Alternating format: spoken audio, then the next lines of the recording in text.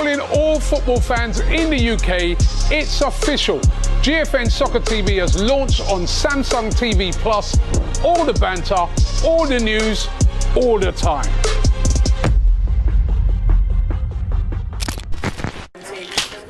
Oh my God! I'm enjoying the gang being back on the show as well. Licks! He is scared. For me girlfriend only, that okay? On top of a bus stand.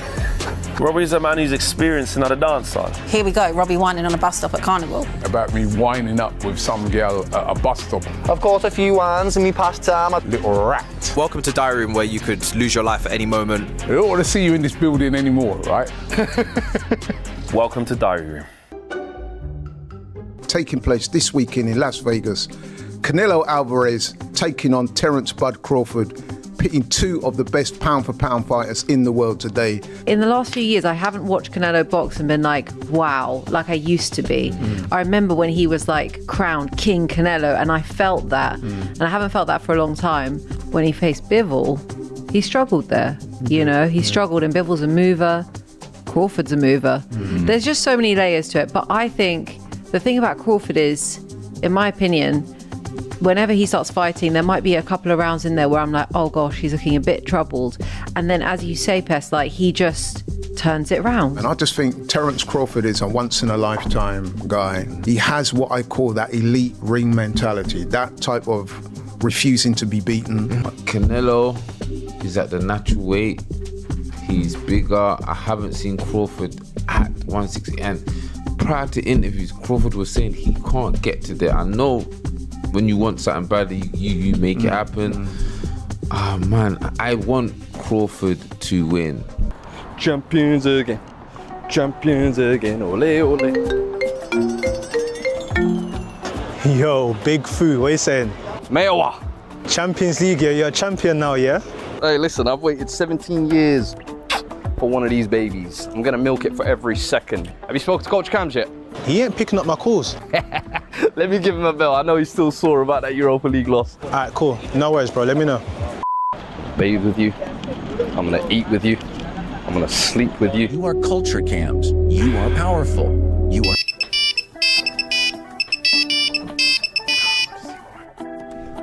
Hello. Culture Cams. How's your summer been, brother? My summer's been brilliant. Well, what do you want? Listen, man, summer's over. Rest time is over. We got business to attend to, brother. FCM. Maze is headed down there now. I'm on my way there now.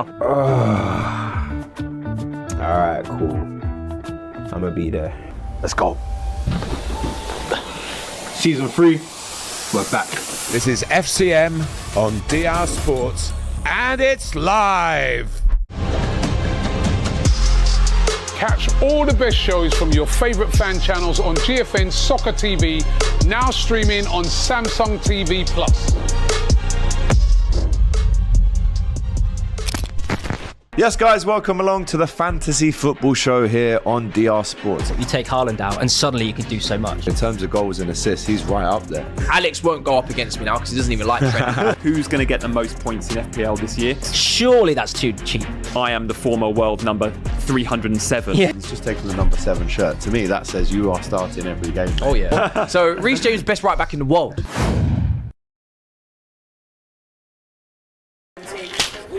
Oh my God! I'm enjoying the gang being back on the show as well. Licks! He is scared. For me girlfriend only, that okay? On top of a bus stand. Robbie's a man who's experienced another dancer. Here we go, Robbie whining on a bus stop at Carnival. About me winding up with some girl at a bus stop. Of course, a few hands in me pastime. Little rat. Welcome to Diary Room, where you could lose your life at any moment. I don't want to see you in this building anymore, right? Welcome to Diary Room.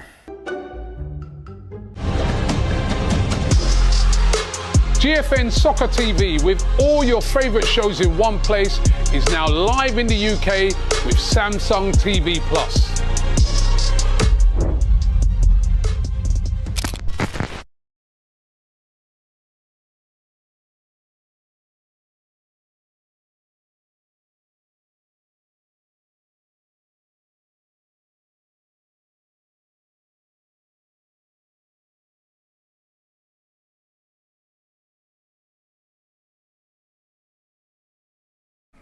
Yes, everybody, welcome back to DR Sports. We are live at 5 after a big week of Champions League action.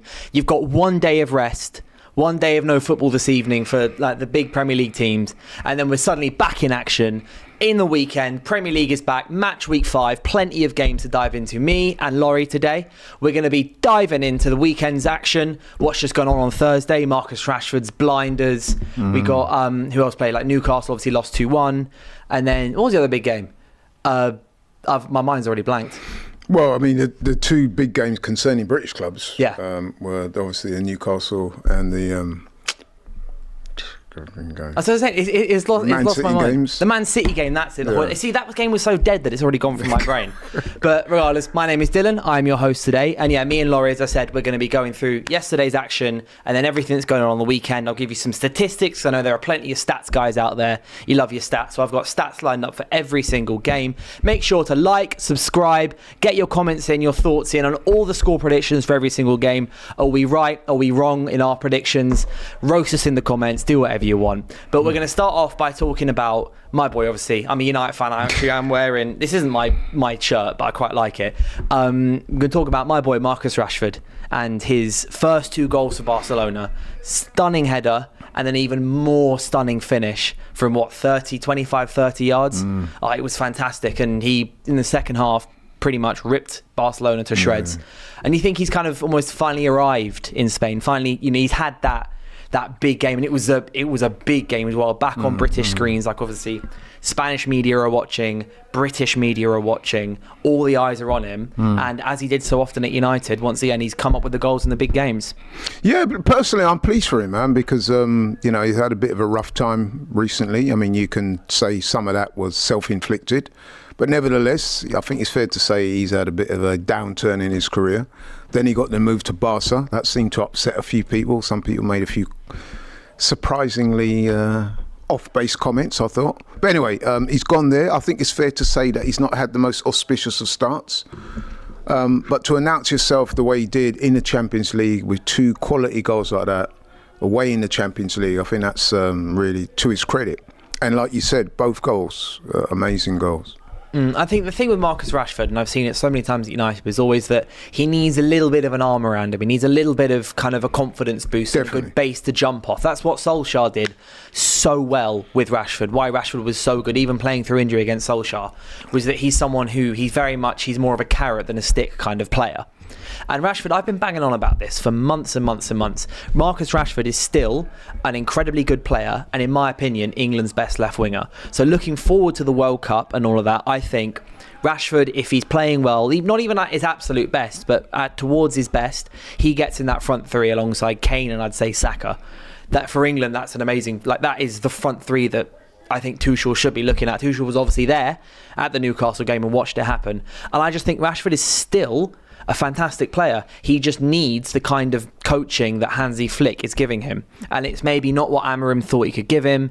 Maybe Amorim thought he wasn't applying in training, but then everything that's come out of Barcelona in the last week or so is that Rashford's been smashing it in training. Hansi Flick said it. He said it after the game last night. He said Marcus Rashford has been amazing in training. We've seen him all at his best, but he needs to show it on the pitch, and he did against Newcastle.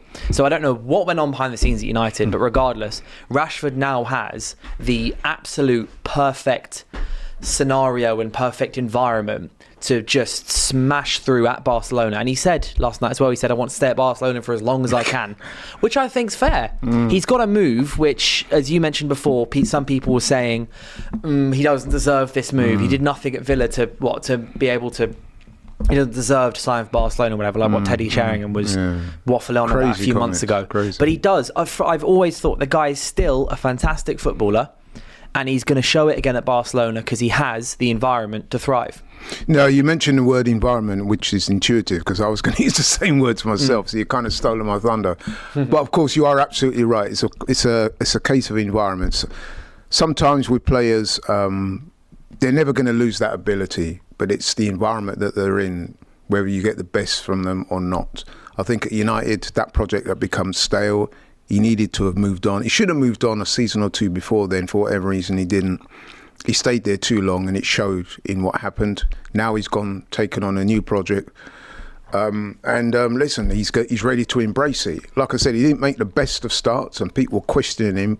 But come on now, if you watch football on a regular basis, you know what you're looking at. You will know that Marcus Rashford is a quality player, and sooner or later he was going to come good. And I'm pleased for him. And the comments you made about England, by the way, I absolutely endorse, because I've actually seen Marcus Rashford on the wing for England. I watched him. I went to when we played Italy last season 4. Anyway, we played Italy, we beat them 3-1, and Rashford was brilliant that day. And I remember thinking to myself, yeah, man, he's a proper handful. And when he gets going, I saw going, him in the flesh, and he was very impressive. When he gets going, and he's in the best way to describe it, I'm sure you know this, like the feeling of this is that when Rashford gets into flow state, and it's just, I'm just going to play ball, he's unstoppable. That's what, like the 30-goal season he had first season under Eric Ten Hag, it was just game after game after game of just pure brilliance. It was. I remember when we played you away from home. Do you remember when him and Saka were basically going blow for blow in terms of amazing goals? I remember coming or reading the comments after that game and listening to some people afterwards talk, and they were like, the Arsenal fans were saying, I've never been so scared of a player at the Emirates than when I watch Marcus Rashford with the ball, because at his best, that's exactly who he is. I don't know if he will get right back there, because he's turning 28 end of next month, so he's still got plenty left in his career. He's got the time and the space to do that in Barcelona now, so maybe he does reach back to his best again at Barcelona. I really hope he does, because just you get the feeling that he's not reached his ceiling yet. I mean, he's 28, a real athlete as well. I get the feeling that there's more to come, you know what I mean, because it could be one of them situations whereby the maturity of the mind needs to level up with the athleticism, if you know what I'm saying. Maybe he's not reached that second win that he needs. I feel like that in his career. What he's got now is like he's had his time at United. That is, and it still hurts me to know that is over. That is finished. He's never playing for United again. I wouldn't have thought so. And which I find sad, because he's one of my first long-term favourite players, I'd say. Like watching him, I remember his debut so vividly. I remember his goals against Arsenal, and then his goal against Villa, because he sent Villa down a while back, and so on and so forth. And then now I've watched him score like 21 goals in a season, and then 24, and then also 30. He was part of like 3 of our best front threes over the course of the last 10 years, 7 or 8 years that he was playing. At some stage, I'd like to see him back in the Premier League, because we do need our best players in the Premier League, and on form, he's definitely one of those. Yeah, look, fair play to him, man. I watched the game, saw the goals, and I thought he was fantastic. He was the difference between the two sides. Mate, and that second goal. Yeah. Take a minute to appreciate. Yeah. Imagine, like, if Rashford's playing in full, getting pelted by him, or like being near him when he takes a shot like that is a long day. Because I don't know how quick he hit that ball, but it's going to be one of the strongest strikes this year, or even in the last 5 years, because it was like that. It was less than a second. It covered about 30 yards. But that's one thing that's always Rashford's always liked to do, shoot, isn't he? Yeah. He does like to take a shot on, which personally I like. I've said it many times before. It would appear that these days players don't seem to do that enough. Whether it's been coached out of them or not, I don't know.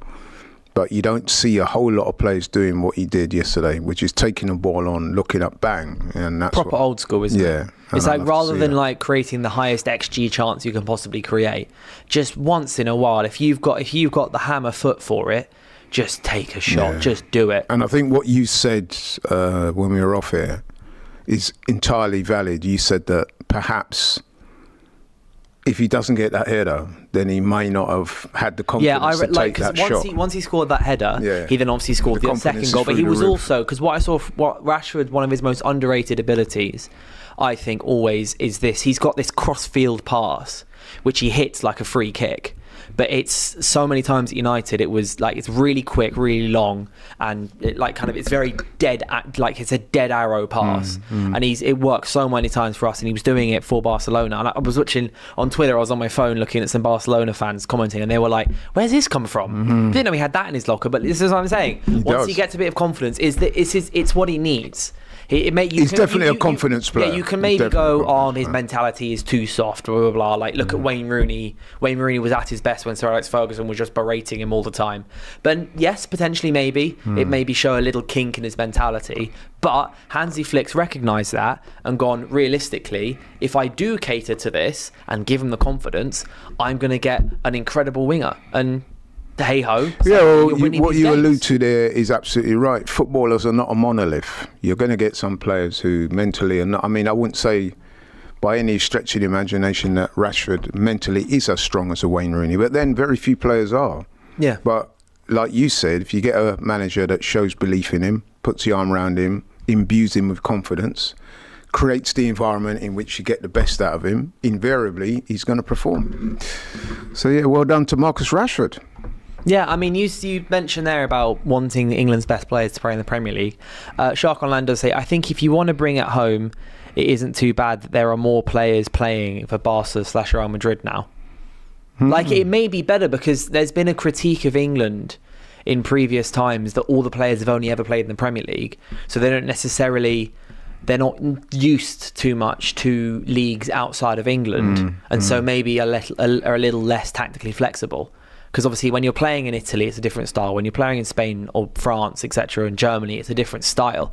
You've got Harry Kane scoring, 92 goals in 96 games for Bayern Munich so far. That'll benefit England. Of course. Because he's also probably playing in a different environment. Rashford, he's playing in a Spanish environment. You've got, for Scotland, you've got Scott McTominay, for example, playing. He's playing on the left against Man City, and we'll touch on that game in a second.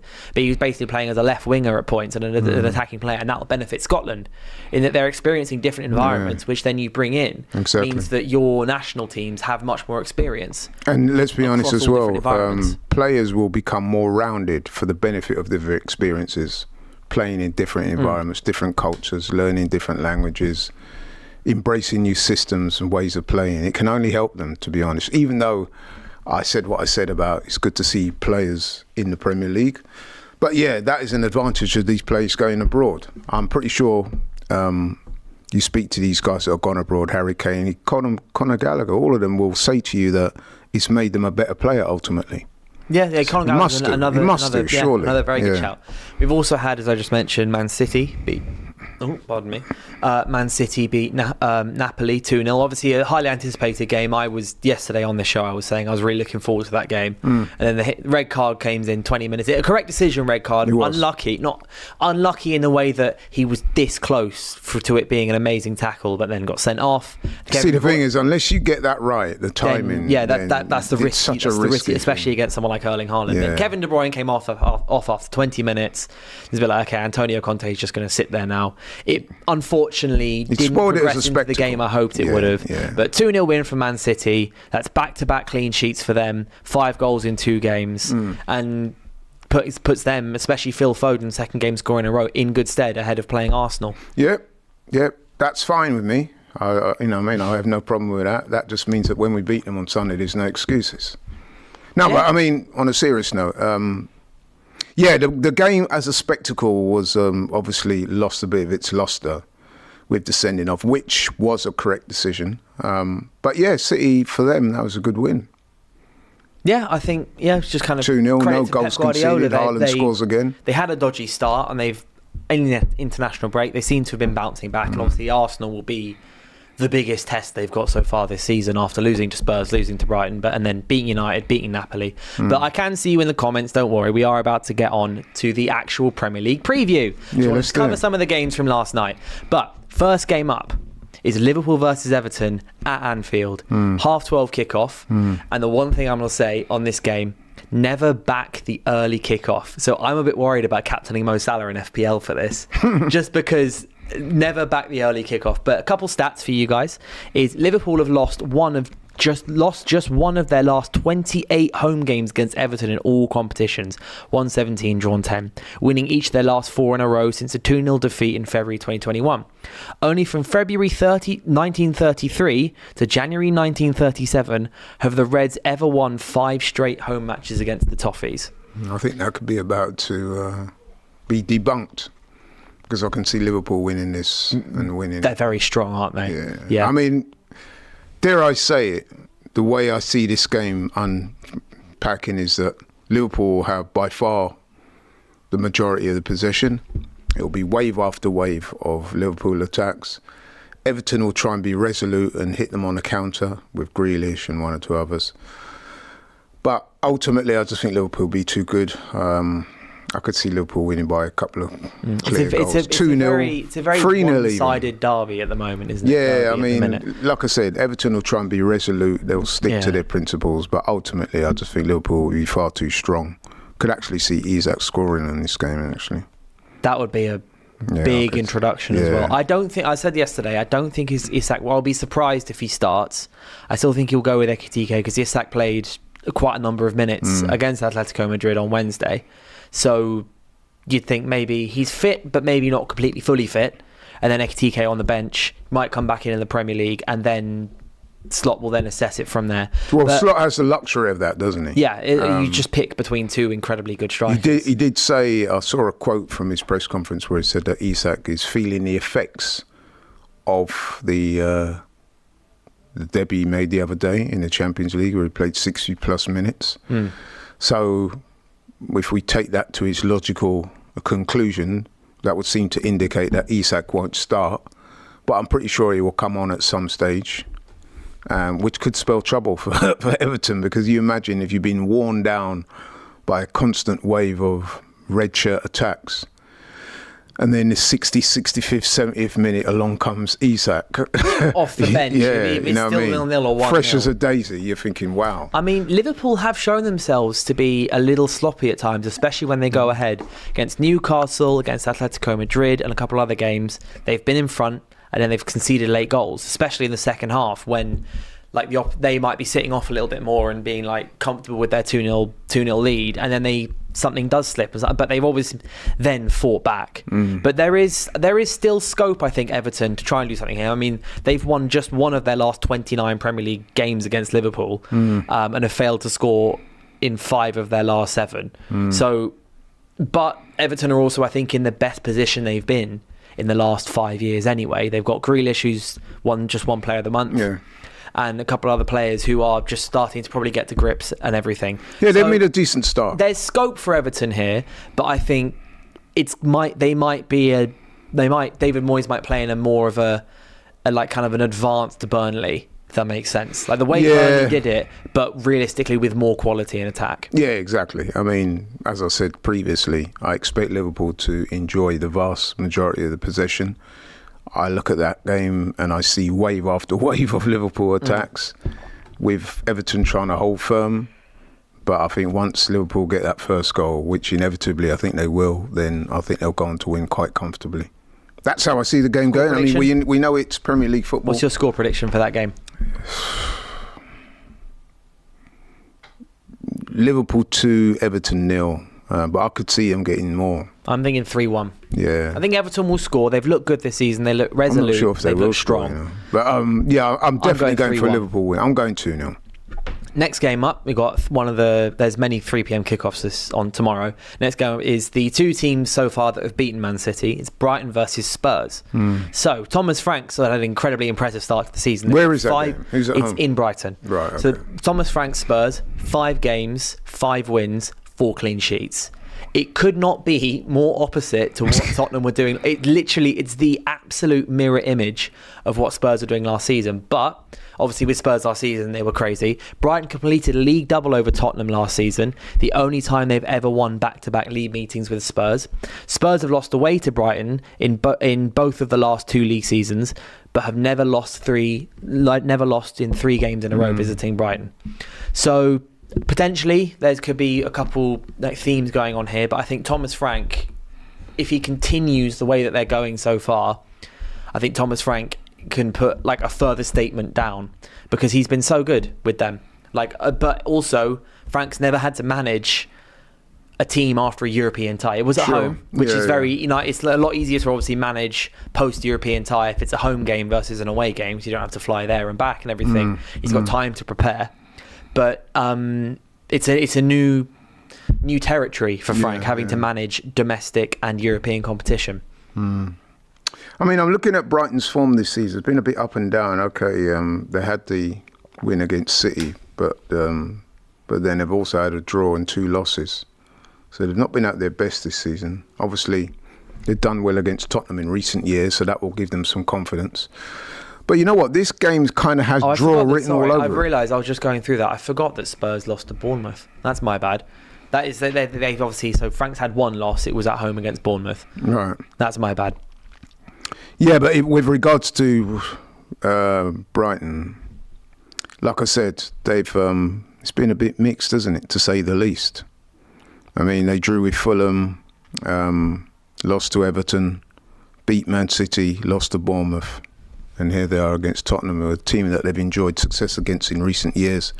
You know what? This game kind of has draw written all over it, because I do expect Brighton You reckon? to... Yeah, I kind of think so, yeah.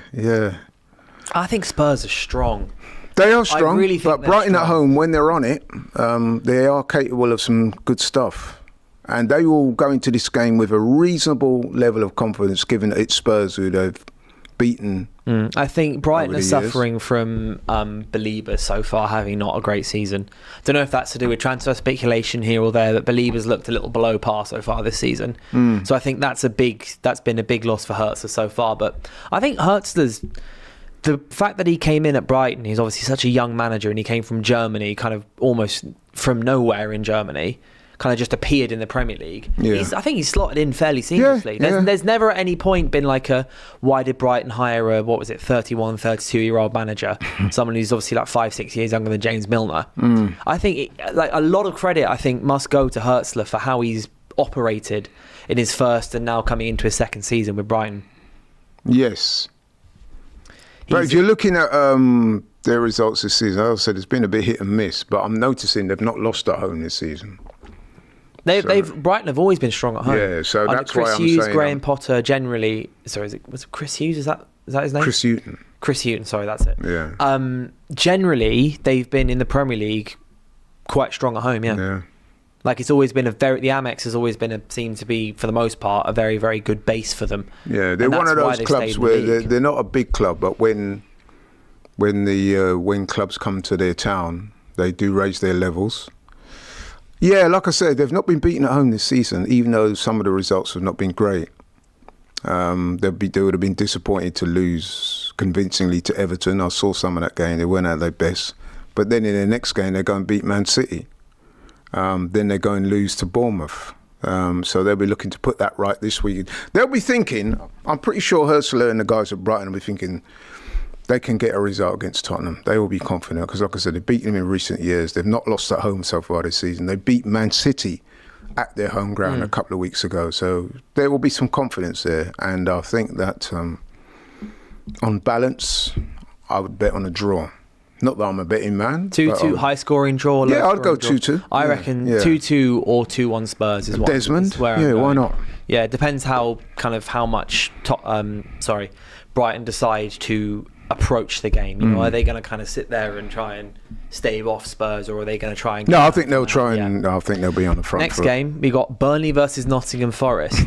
Now, you might think sometimes not the world's most convincing and riveting game, but when you throw Ange Postecoglou into the mix of any game in football, it changes. So, Ange Postecoglou's gone to Forest, immediately beaten by Arsenal, and then followed that up by collapsing instantly against Swansea in the League Cup. It's not been a good first couple of weeks for Ange Postecoglou, because they were 2-1 up against Swansea and then conceded in 93rd and 97th minute. Admittedly, 2 lovely goals from Swansea, because I ended up watching some of the game and the highlights because a friend of mine's a big Swansea fan.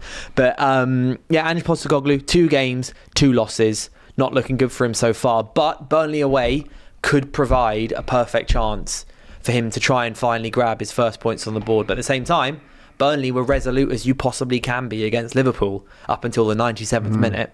So Burnley could be looking at this game as well and going, if we can defend as well as we did against Liverpool, and then become a bit more attacking, they might look at Ange's back line and think, we can get a result here as well. So I think this one is really in the air for both Scott Parker and Ange Postecoglou. And that notwithstanding, don't forget they lost their previous game before Ange rocked up as well to West Ham 3-0. So they've not won for a while, Forest haven't. So this is a big game for Ange and Forest because they need to turn things around quite quickly. Because as they say in football, losing can become a habit, and they've not won for a while. Very disappointing to go out of the cup. Yeah, so to Forest's Swansea. last 5 games are 3-1 win against Brentford, then draw against Palace, and then losses against West Ham, Arsenal and Swansea. And then Burnley lost against Spurs, but then beat Sunderland in Derby, and then lost to United and Liverpool. But losing to United and Liverpool, I know United's its own separate thing, but at the end of the day, those are two games where Burnley would have looked at it anyway. And they took Liverpool to 97th minute and scored twice at Old Trafford. But the United scored twice first, and then they replied twice. So I think Burnley can take a lot of encouragement going into this. And I would also say there's a lot of jeopardy in this game, especially for Forest. If anything, I think they need this more than Burnley do. Certainly Ange does, because 2 games, 2 defeats. Okay, the Arsenal was a bit of a, what's the term they use when they say it's a free hit in many ways, because it wasn't expected to go to Arsenal and get anything.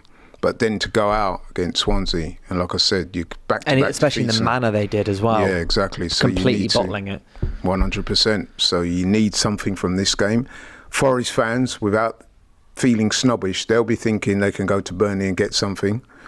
So this is a big game for Ange, man. He's just rocked up there. You need something. Whether he can get it, though, that's another matter. He admitted in his... I don't know how much he was joking or not, because you can never tell with Ange Postecoglou. You can never tell because he never looks at the camera. Yeah, the man's always looking down at the floor. He admitted almost immediately that he was like, yeah, I need to win games. Of course. And it's exactly what he's not done. Yep. And he doesn't even have a cup competition now. He's just got the Premier League and the FA Cup in a couple of months when that kick starts. He's got to start winning games. Forest games after Burnley, for some reason I can't... Wait, let me find them. Because they are... Yeah, so they've got Burnley and then Betis away in the Europa League, and then Sunderland at home, Midtjylland away, Newcastle at home. Midtjylland at home, Newcastle away, Chelsea at home, then Porto, then Bournemouth. This is not an easy run at all. Man United after that. These next couple games, Burnley away, Betis away, and Sunderland at home, and then Midtjylland at home as well. Ange needs to put something together here, 100%. Otherwise it could very quickly start going wrong, and he could find 100%. himself back on the beach and out of a job by Christmas. Because we know Marinakis. He can.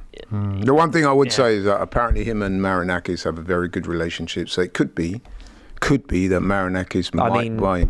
Nuno the other day or recently said that he had a good relationship with Marinakis. Yeah, that's in true. August. No, but I'm talking about they're both Greek and apparently they get on very well. So that might help him. But anyway, regardless of that, I think this is a bit... They need something. Yeah, but also Burnley need to actually winning games. It's all good being like we pushed Liverpool, we pushed United. Burnley also need to win games. So I think definitely Burnley will be looking at this game and thinking that they can get something. I think this is definitely one to keep an eye on. Yeah. It could be a good game. I think this might be a draw as well. It's kind of got draw written all over it, to be honest. I'm going to say... Two teams that are struggling. When you get two teams that are struggling like this, you often get draws. I'm going to say 2-1 Forest. No, that's what I'm going with. I'm going to go 1-1. Chris Wood's due a goal. Morgan Gibbs-White is due an assist. I think Ange will he'll hammer it into his players. I reckon I'm calling Forest as favourites for this game. Yeah, I beg to differ. I think that Burnley are slight favourites for this game. Not in terms of personnel, but in terms of the conditions in which both teams arrive themselves at this match. They're at home.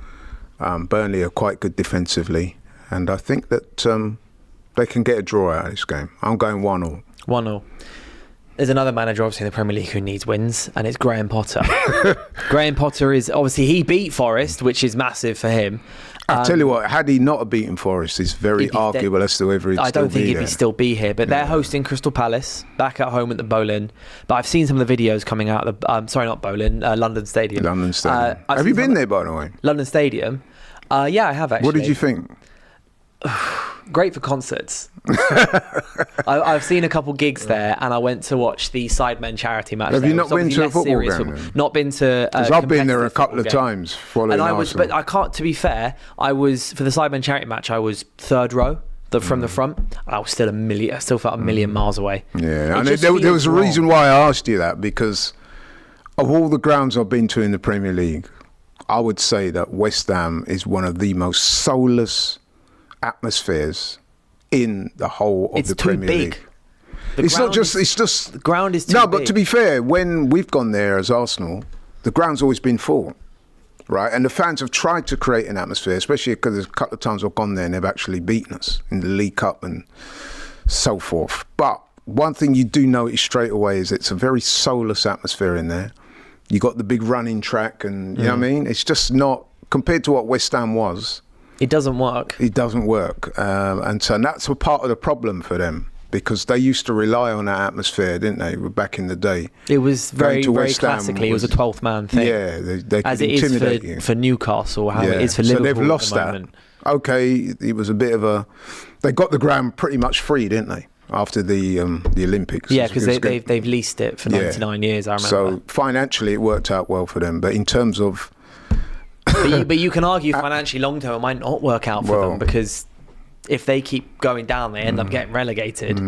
Then I'm not sure if they'll get relegated, although I'm looking at the table and they're in 18th the place. moment. No. So in terms of form guide, Palace have won one of their last 5, but they've drawn the other 4. So it's been 1-1 versus Forest, 0-0 versus Frykstad, 3-0 win versus Villa, and then 0-0 versus Sunderland, and 1-1 versus Millwall. They did go through on penalties against Millwall, whereas West Ham have won one of their last 5 as well, but lost the other 4. They've lost to Sunderland, Chelsea, Wolves and Tottenham. They've conceded 3 against Sunderland, 5 against Chelsea, 3 against Forest and 3 against Spurs, and kept a clean sheet against Forest.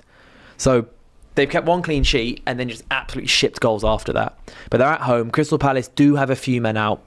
Oliver Glasner was saying in midweek that Mateta just looks tired. Not quite. I heard sure that Eddie Nketiah's back in training. Yeah, but I don't think he's fit yet. And then Ismail Assar also out. So Palace have a few injuries, which gives a bit of a respite for West Ham. But also, again, must win game for Graham Potter this at home, because you see some of the videos of them. There's West Ham fans filming the videos recently when they lost 3-0 to Spurs. They were leaving in the 50th minute. Yeah, I know. 50th, 60th minute, and the ground was half empty. Yeah, exactly. Like it just looks really bad at West Ham at the moment. And every time they go behind, they just have that air of resignation about them. Yeah. You know? So there's just no way coming back. Yeah. If they don't score first, they lose. This is a difficult one to predict, you know, because like you said, Palace are not in the best of form either, and they're going through a few injuries. You know what? I know this is going to sound a bit boring, but I think I might have to go for a draw again in this one. You're going to predict any wins this one? Well, there is one game. I know there's one game you're going to say you're going to win. No, I did predict Liverpool. I was quite... Yeah, you said Liverpool too. I was quite... I'm going 3-1 Palace. Really? Yeah. I mean, Palace, their last 5 games, they haven't lost. Yeah, you know what? They haven't lost that. But with the injuries, if Mateta's out, that's a big part of it. Well, Mateta's not out, but Glasner says he's visibly exhausted. Oh, okay. Is what so Mateta will play and he'll keep going. He's that kind of guy. He's relentless, Mateta, as we've seen it in the last 18 months. But it is the one thing. I'll tell you what I'm definitely not going to predict, and that's a West Ham win. Yeah, I feel like so it's either a draw or they lose. Yeah, I'm going 3-1 Palace. I'm back in the South London boys. Yeah, and they beat them there last season as well, didn't they? Mm-hmm. Yeah, they're head. I'm going to go with a draw. They might fluke a draw, West Ham. 1-1. Yeah, actually, funnily enough, in the Premier League, both games ended up 2-0 to the away team against them last season. So it was 2-0 to Crystal Palace at London Stadium, and then 2-0 to West Ham at Selhurst Park. I think it might be a draw, but I don't think that's going to get Potter. I think Potter would probably take a draw, but then also I think a draw. Yeah, I think it might depend on the manner of the draw, though. Yeah, if it's a lucky scrapey draw, they score in the 93rd West Ham minute, fans are notoriously, once they've got it in their head that you got to go. Yeah, it doesn't change. No. They're going to be asking for David Moyes back again soon. No. And then next up... The irony. Next up, you got Wolverhampton Wanderers at home against Leeds United. So, Wolves are winless in their last 4 Premier League meetings with Leeds. Drawn 1, lost 3, despite scoring first in 3 of those games. And Leeds have won each of their last 3 meetings against Wolves, winning 4 in a row in February. Last winning 4 in a row in February 1971. So quite a while ago. But Wolves may be boosted, but obviously they've yet to. I think they're bottom of the league, with 0 points, aren't they? Yeah. But they've just handed their manager Vitor Pereira a new 3-year contract. Yeah, I was surprised. And today, Strand Larsen has committed to a 5-year deal with a pay rise. So some optimism, I think, for Wolves. At least hope that, a couple new contracts and solidity. Optimism with a Strand Larsen deal, yeah. Because I actually do rate him. I'm not so sure. I think the manager can consider himself quite fortunate to be signing a deal off the back of... Well, when he came in last season, he won a couple on the bounce, didn't he, to start with? Okay, but you look at the form this season, it's not 4 looking games, good. 4 defeats. Yeah. There can't be too many managers that sign a new deal off the back of that, I must say. You know what? I think Wolves might edge this one. Because Wolves Leeds are at home and they need it badly. Yeah, exactly. That's why I was going to go. Leeds have 4 points. They're one of 5 teams who are 4 points, but they're bottom because they got -5 goal difference. Wolves 0 points, 2 goals scored, 9 goals conceded. So they've handed Strand Larsen a 5-year deal, but he's got to start scoring now. That might give him a little impetus. And the fact that they're at home. Wolves, I mean, at home, the fans do create a good atmosphere, so they might feed off that as well. Leeds, one of my good friends, James, shout out to James Toon, who appears on DR Sports. He's a hardcore Leeds fan, and he's always moaning to me about what he considers poor they are, especially in front of goal. He says, we got no attack whatsoever. So based on what he's told me and what I'm seeing, and the fact that Wolves are at home, they've signed a new deal. Strand Larsen does look a good player. You'll probably get a few chances tomorrow, probably put one away. I'm going Wolves to win a low-scoring game, 1-0. I agree with the 1-0, I mean, Wolves, obviously both teams need it. One of those, you go, oh, this team needs to win. Well, yeah, every team needs to win every game. So I understand that. But I do think, Wolves need points on the board. Leeds are leaky. Historically, in the last, whenever Leeds have come up, they've just always conceded loads of goals, regardless of who's managing them. Whether it be, Bielsa, Jesse Marsch, etc. And, Wolves striker, sign a new deal, new manager, sign a new deal. That's a big sign of faith from the board at Wolves, and they need to back it up, and you think they potentially will. Although it's interesting because they're actually ahead of Burnley in the table, but most people would say that Burnley have done better than Wolves so far. I guess it depends on the games that they've had. Because Burnley as well, they've done well in games they've lost, but they've shown something. Yeah. And also they've got Leeds still have Liverpool and United to play for the first half of the season. Burnley have got them out of the way. Next game after that, my boys, Man United against Chelsea, 5:30 kickoff tomorrow afternoon. Big game. It is a big game. Big game. Big game. So some I'm out tomorrow, so unfortunately I won't be able to watch it live, but I will watch some statistics for you. Man United are unbeaten in their last 12 Premier League home games against Chelsea since a 1-0 defeat in May 2013. Chelsea's win rate of 18% at Old Trafford in the Premier League is their lowest away win rate to any side they have visited over 10 times in the competition. So Chelsea, Matisse was saying it earlier today, saying it yesterday. He was like, no matter how bad United are or misprofiled, etc., they always take points off Chelsea. So Enzo Maresca, especially after losing in midweek and drawing last minute against Brentford, Enzo Maresca needs this game. He needs to win this game if they want to be pushing and challenging. But your guy needs it more than him. And Amorim, whoa, yeah. Actually, no, I'm not even going to try and disagree with that. Yes, both managers badly need a win here. Amorim needs it to just give the fans something because it's been so dire in the last few weeks, whereas Enzo Maresca needs it if they want to maintain their status of, at worst, pushing the top teams in the Premier League towards third, second, first in the table. It's an interesting game. It is. Obviously, there's also the return of Alejandro Garnacho. So Maresca today said he thinks he's ready to start. So solid. I bet he does. Gittins hasn't been good so far for them on the left wing. So I think Garnacho will probably come in straight off the bat. I could see him scoring in that game and celebrating as well. Yeah, so can I. So can I. He's one of those guys, if he scores, I'm absolutely certain he will celebrate. And I don't mean the little sarcastic celebrations, when they do that.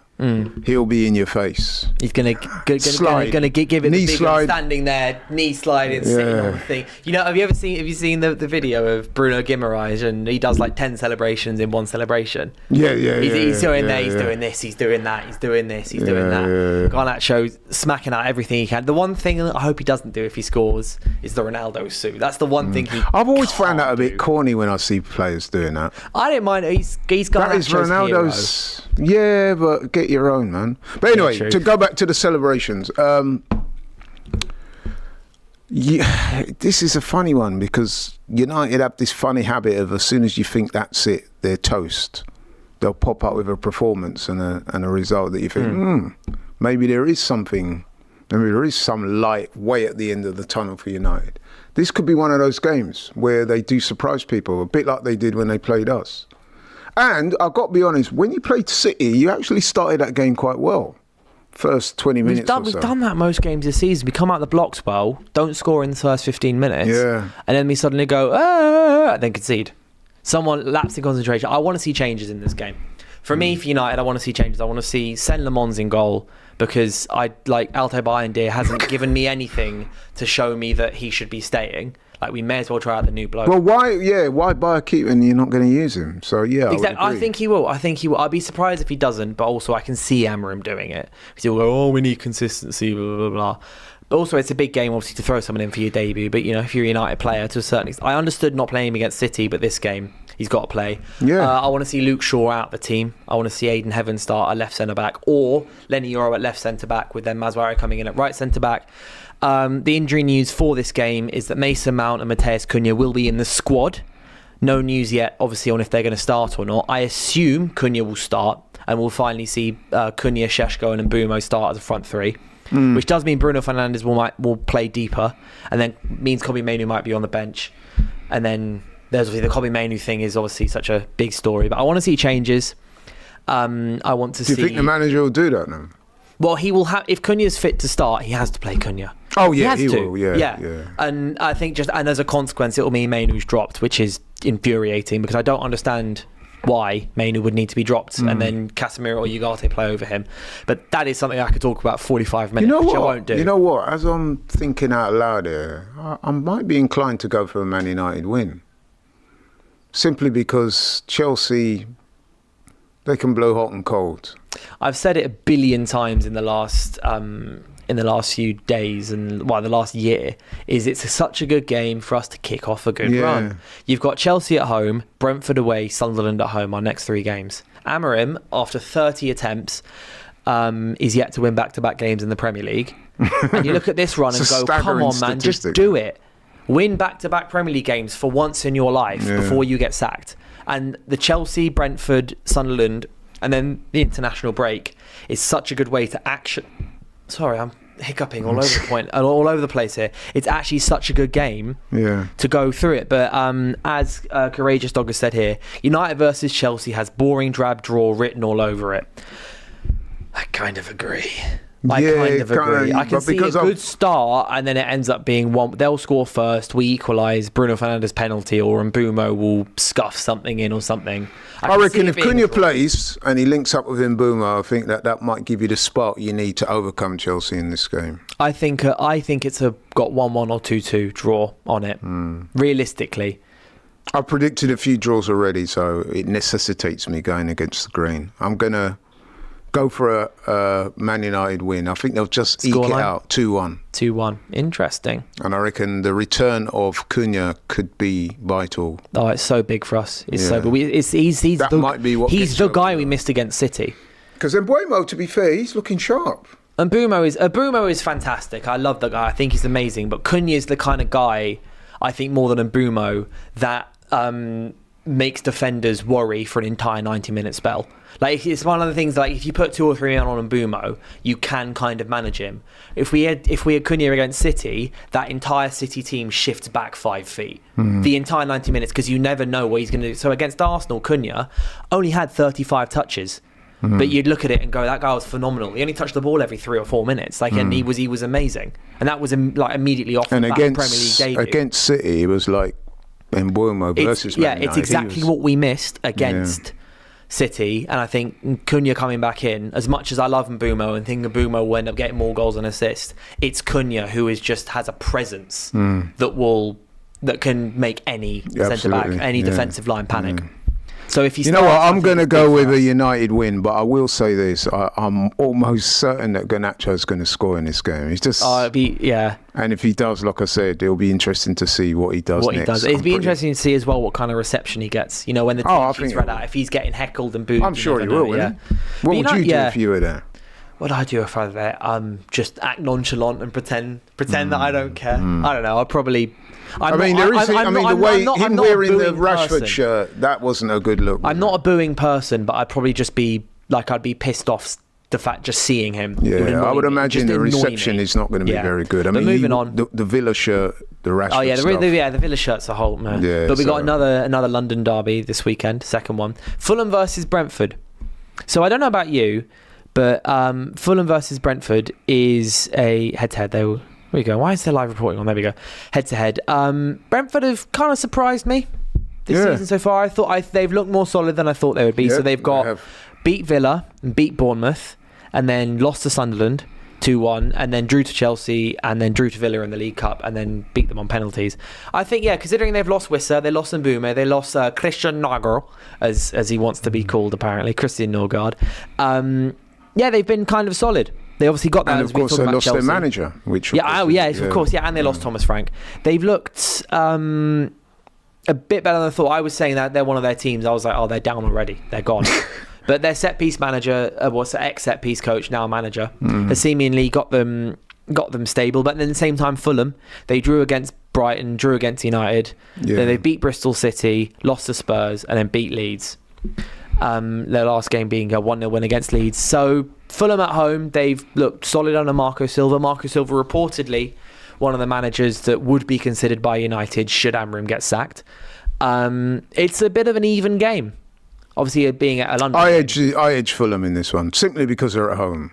I think that is the key difference maker in this game more than anything else. Yeah, and when I say that, I'm not suggesting for 1 second that Fulham is some kind of raucous, overly hostile stadium. I just think it gives them the edge in an otherwise tight game.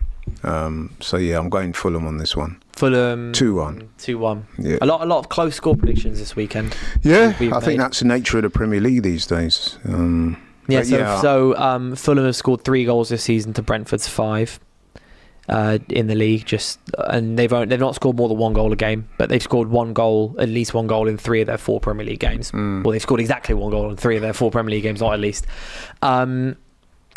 It's a kind of I personally don't know how much more we can say about this game. In the London derby, Fulham at home might edge it, but Brentford have been surprising so far. Yeah, I'd give the edge to Fulham. Although I agree with what you said earlier, Brentford have done better than what I thought they might have done, because I must admit, when I saw some of the players leave there and then the managers left there, they've got a manager in charge now that has no managerial experience. I thought it might prove too much, and ultimately it might do, but at the moment he's done pretty well considering. But I just think on balance, Fulham have the slightly stronger side, and given that they're at home, I expect them to pull through 2-1. It will be a competitive game now. Yeah, it will be one of those tight kind of moment of magic games. Next one after that, we've got Sunday. These Premier League games now on Sunday. Super Sunday. Bournemouth versus Newcastle United.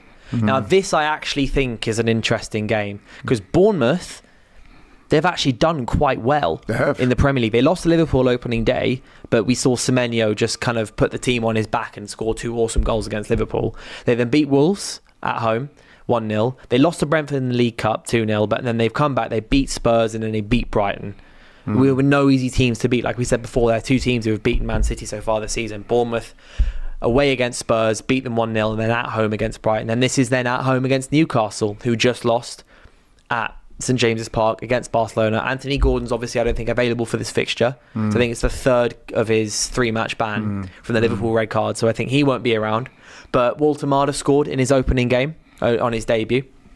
They have so far, they drew to Villa 0-0 and then lost 3-2 to Liverpool, the game that everyone saw. Then drew to Leeds, but finally secured their first Premier League win of the season with a 1-0 win against Wolves.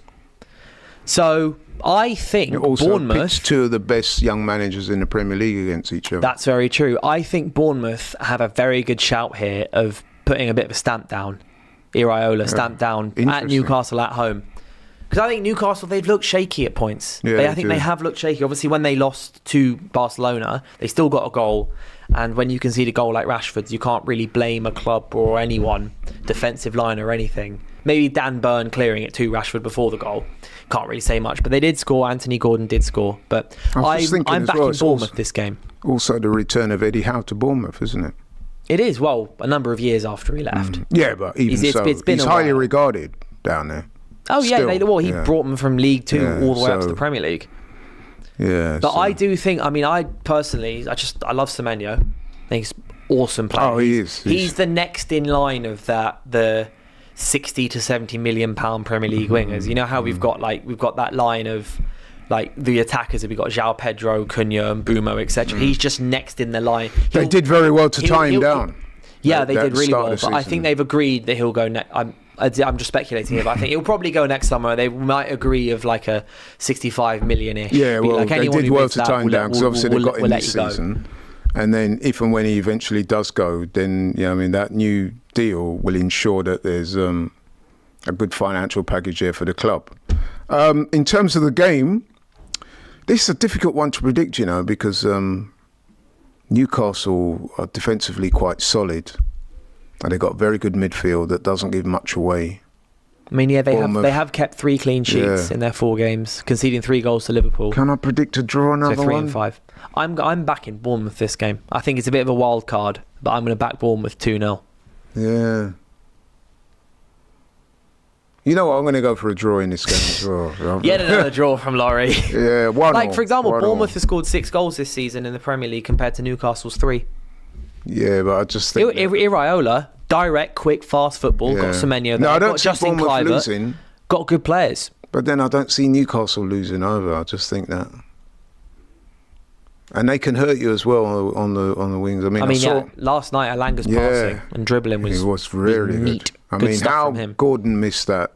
Did you see the run and the cross? And Gordon just fell over his own 2 feet. Well, Gordon's not playing, so he can't do that again. But that was a poor miss from him. I know he did score their goal in the second half, but...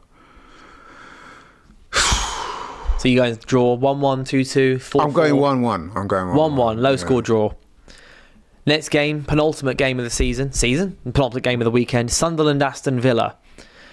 Are Sunderland going to bury Aston Villa even further? Because Villa finally scored their first goal of the season in the 1-1 draw against Brentford before losing on penalties. Was it Brentford? 1-1 draw against in the League Cup, yet to score in the Premier League.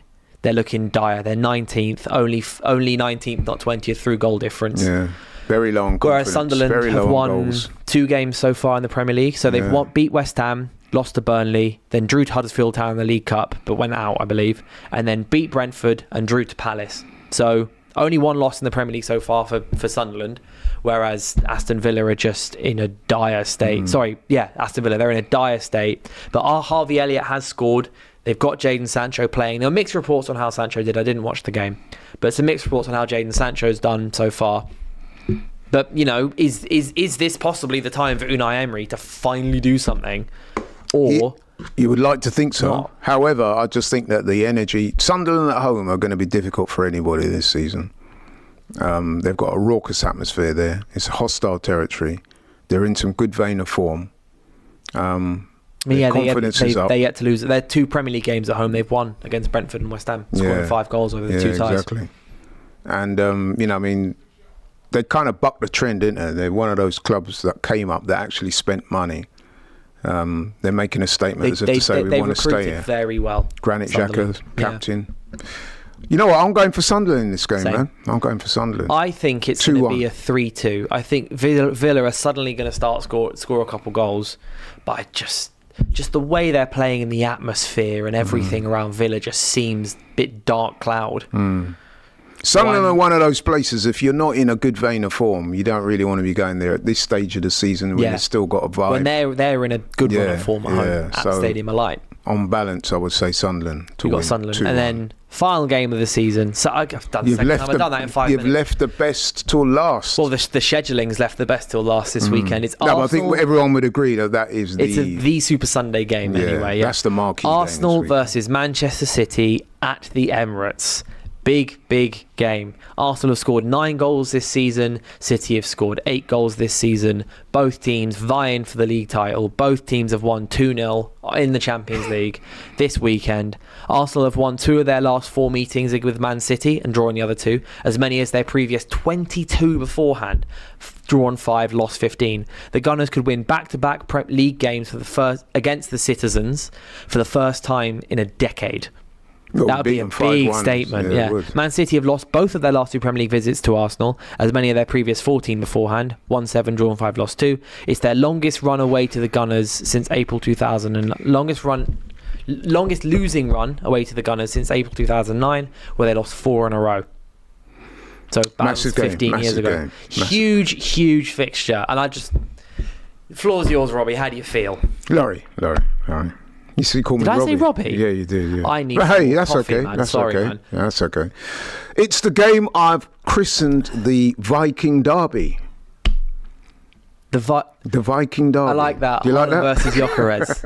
That's good. The Viking Derby. And I think both of those players could play a huge part in what happens on Sunday. But I'm very confident that Arsenal can go. As long as the manager, and I've checked the squads and so forth, and I would say, obviously I'm biased, but if you look at the squads, I think Arsenal's is stronger. And as we know these days, the game's not always about the first 11s, but Arsenal's strength in depth, I think, is superior to Man City's. And I think if the manager utilises that to the best of his ability, gets the team selection right, i.e., we need some creativity in the 10. And, even if, listen, he has the players at his disposal to get the win, so I'm not entertaining any excuses. I actually expect Arsenal to win this game. I'm going Arsenal 2-0. Even in spite of Haaland's, he's on a great goal-scoring run of form. But I'm just confident that we can win, man. I really am. I'm putting you down as favourites. Yeah. I think we'd have to be favourites. Blue Sharks, he says, big up for the super chat, by the way, says Doku will get a goal or assist on Sunday. His inside forward role is scary. He's played 3 times against Juve, United and Napoli so far and been involved in 3 goals. Donnarumma as goalkeeper, bring on Arsenal. You know what? I would agree with what he said about Doku. I think he's on fire. He is. And the thing is as well, I've got into arguments with my brother and 1 or 2 other people about Doku. I really rate him. He embodies a lot of what I really love in wing play, namely that he gets a ball and he's looking to take on the fullback no matter what. Okay, you can argue his end product isn't always of the highest quality, but he's always a clear and present threat. I love watching him, and that's from an Arsenal fan's perspective. He will be a threat to us on Sunday. There's absolutely no doubt about that. And in fact, that battle that he will inevitably have with Timber could be one of the battles that determines this game. But I'm going to edge Timber because I think Timber has been... he's so good, Timber, right? That I was saying this to somebody the other day. He's so good now that he's so good that he kind of goes under the radar. Very rarely does he have less than a 7 out of 10. And so sometimes he missed when people say, who was your best players? Signing period, didn't he? Because he signed him and then he got injured immediately for pretty much the whole season when you first signed him. Yeah, exactly. So he almost skipped the signing pressure, like the intensity, all eyes on new player, which obviously I'm not going to say it's a blessing in disguise that he got injured, because when you're out for that long, that's hard on anybody.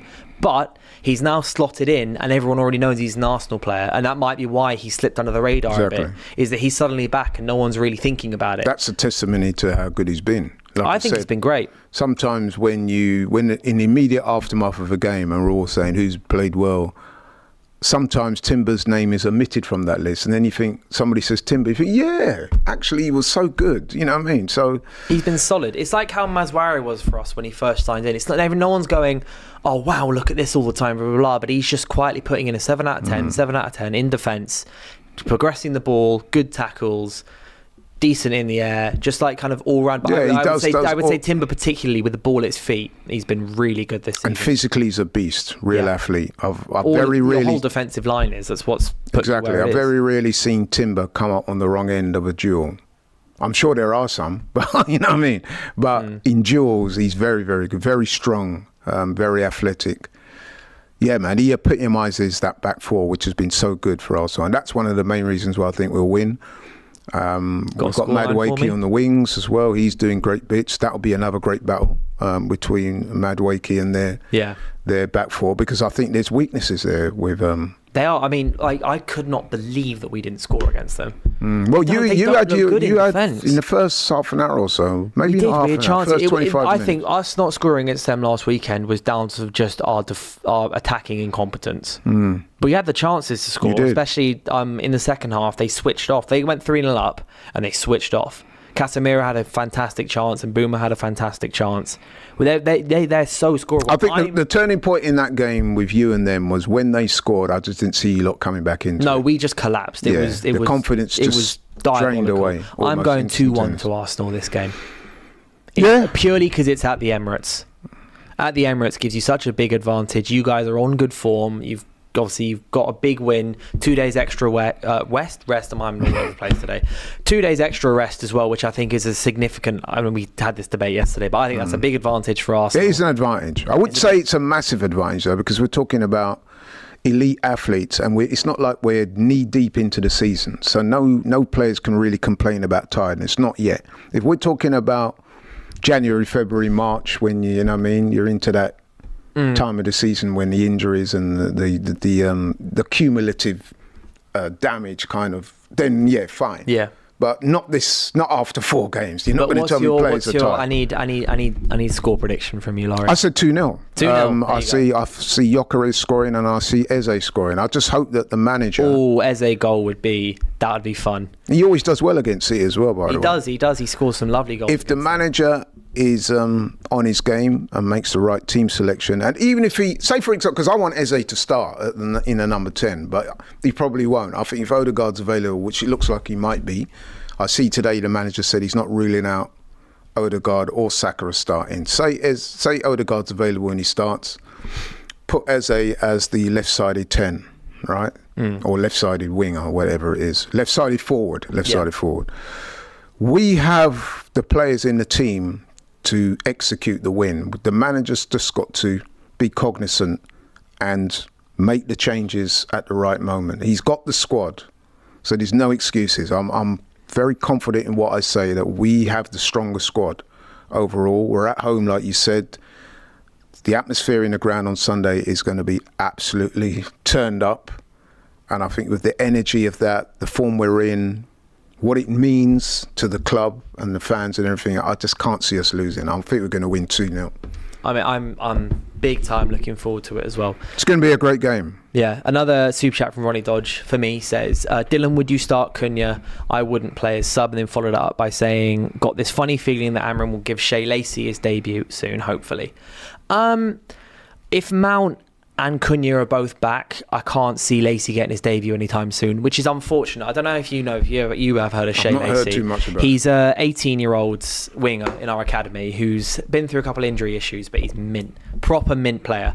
And there are reports that if he isn't involved in the first team squad regularly by January, he'll go on loan out to Europe somewhere, get game time, because I think left wing or right? Both. He's a like 2-footed, very quick, very quick, very good with his feet, and from set piece situations. So why haven't we seen him yet? I don't know. Because you need attacking prowess. I don't know. It's a whole other thing. But I would start Cunha if he can. Cunha will want to start, and I would rather see Cunha start and play 60 or 65 than come off the bench, because the alternative, the only way I would say Cunha maybe I'd be okay with him not starting is if Bruno Fernandes is the other one in the 10.